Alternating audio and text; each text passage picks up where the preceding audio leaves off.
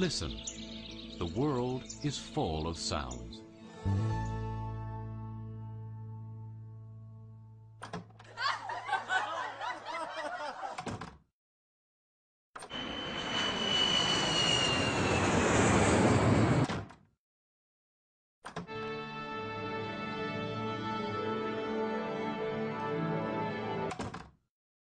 Many sounds are familiar to us.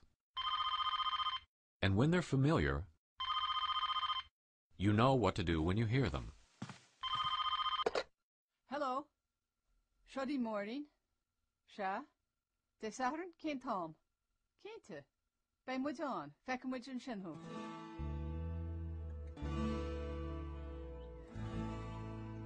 Nature is also full of sounds.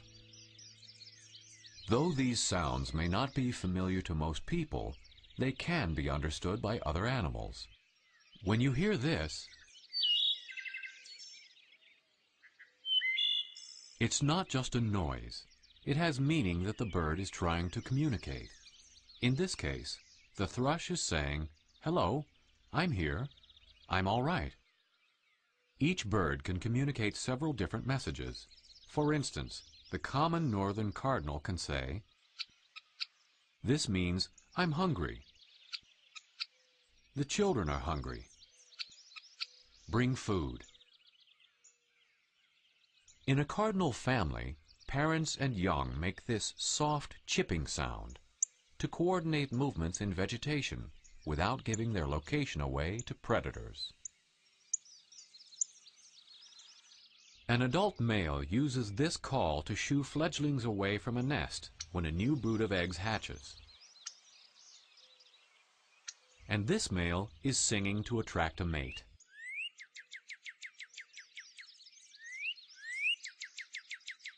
Of course, there are many, many different species of birds, each communicating with different sounds. Here, for instance, is a swamp sparrow singing for a mate. This trilled song is extremely difficult to make. The healthier the male, the wider the pitch range and the faster the trill. So female swamp sparrows can tell from the song which bird is in the best physical condition and thus most desirable. Northern mockingbirds know hundreds of different songs. A typical male will sing one song 3 to 4 times, switch to the next song without pause, and so on for long periods. The more songs he can sing, the older and more established he is likely to be.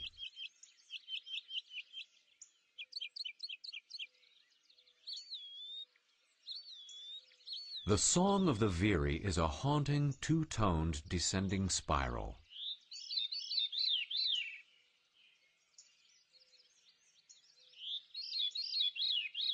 How does it do that?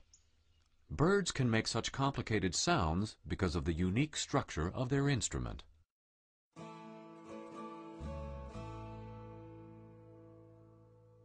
We humans push air from our lungs through a vocal box called a larynx that vibrates, making a single sound.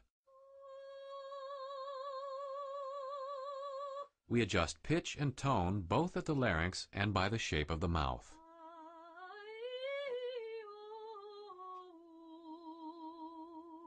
Birds have a similar structure, but it's doubled. The syrinx of a songbird has 2 membranes, allowing it to make separate sounds at the same time.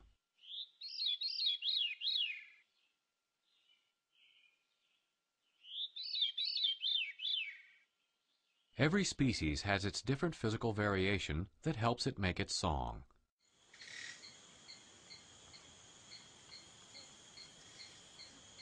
In the cloud forest of Central America, the 3-wattled bellbird makes itself heard by swelling and contracting the muscles on its neck and back, heaving its chest, opening its beak incredibly wide, and releasing a bonk that can be heard for more than half a mile.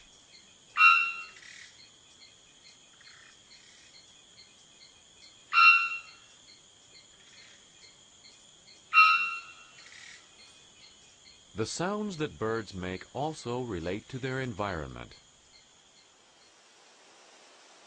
A bird who lives in open fields can have a fast, complicated song like this bobolink.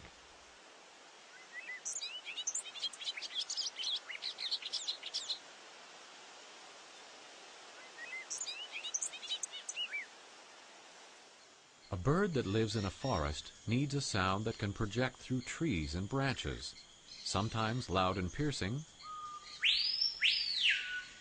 sometimes deep and low.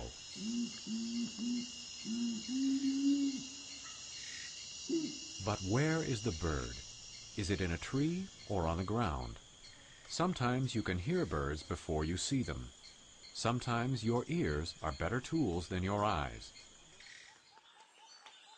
Here in the rainforest, the branches are so thick that you can't even see birds when they're flying. So we listen to know who's there.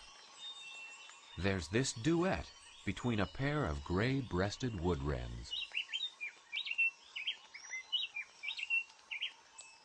A black-faced solitaire whistles this ethereal song.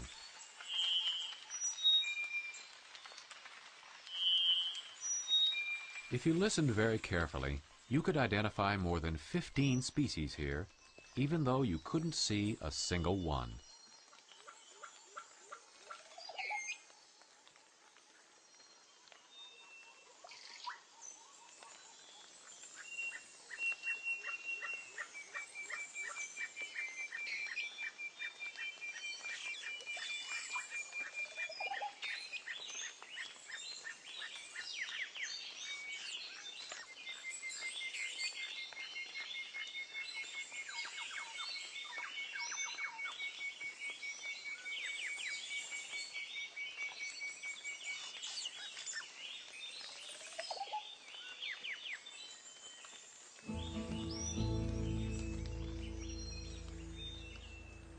The same is true in your neighborhood.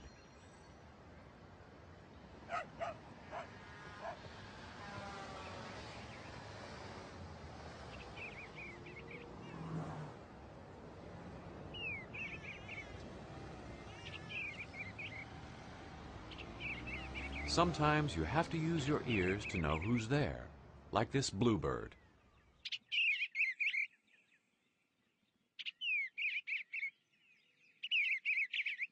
Some species don't even sound like birds. This is a catbird.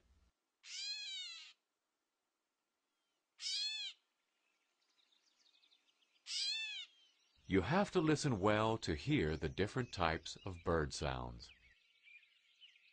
And just as you have learned to understand that this means you should answer the phone, or that this means you should get out of the way, you can learn to understand the sounds that birds make. Like this scream of the red-tailed hawk, which means, "This is my territory. Keep out."